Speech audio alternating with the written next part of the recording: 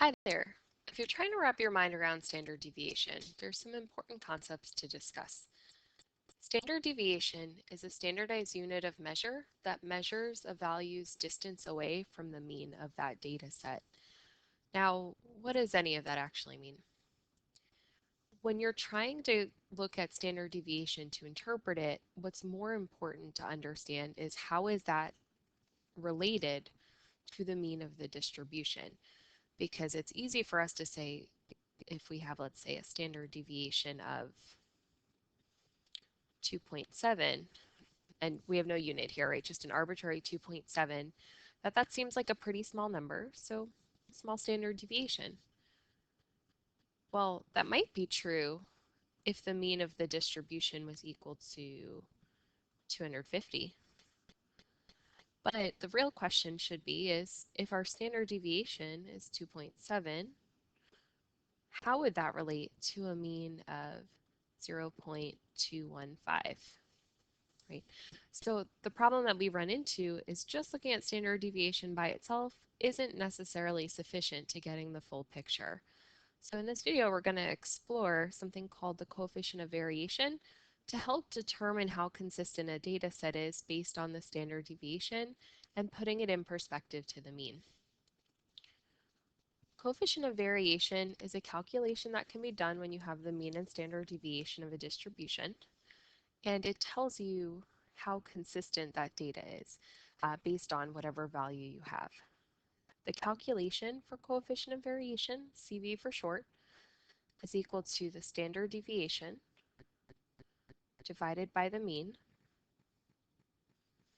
times 100% to convert it into a percentage. Let's take a look at the examples that we did on the previous slide.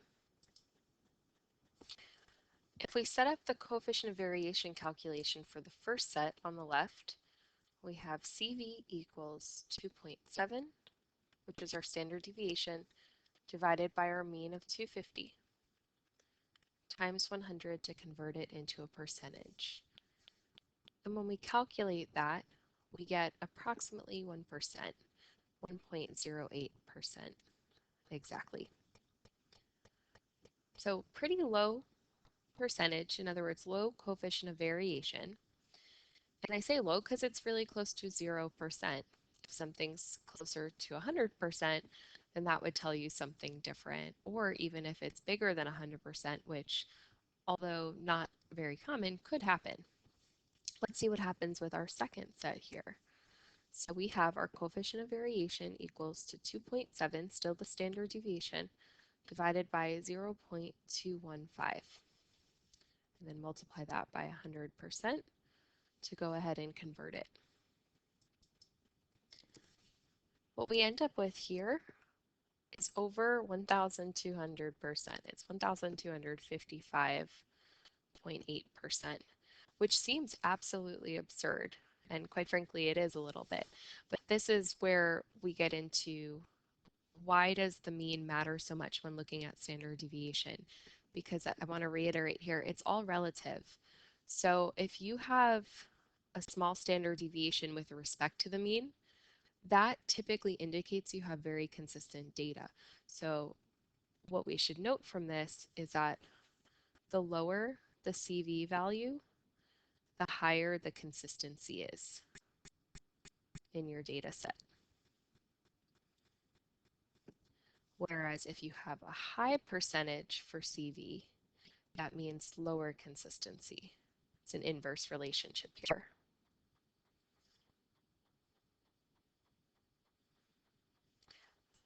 So when we have on the right side over 1,200%, this is a massive, massive percentage.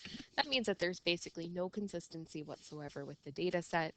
And of course, we don't know anything else about the data. We don't know what the population size was in either of these cases. There's really nothing that we're familiar with, but this does give us a way for us to measure consistency just based on a mean and a standard deviation. In the next video, we're going to explore how standard deviation is connected to the empirical rule. Thanks for watching.